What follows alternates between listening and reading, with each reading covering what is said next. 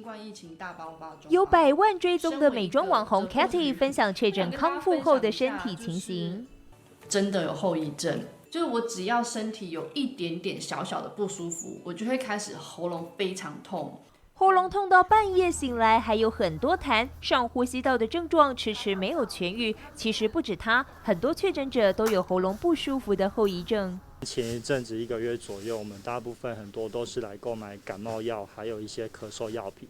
可是像最近这1个礼拜来呢，主要都是来找一些像喉咙缓解症状的产品。那像喉喷剂啊，还有一些喉糖的部分，那大概这个成长了3到4成左右。有人咳不停，有人不但会喘，半夜喉咙还会痒到睡不着。偏偏喉咙干痒想咳嗽，不但不舒服，更担心旁人的异样眼光。想要缓解，又怕成药吃多会伤身。近来传统温和的中医药材询问度大增，中医师建议像是甘草可以清热解毒，如果有心悸就用桂枝，另外桔梗、五味子能改善喉咙的异物感。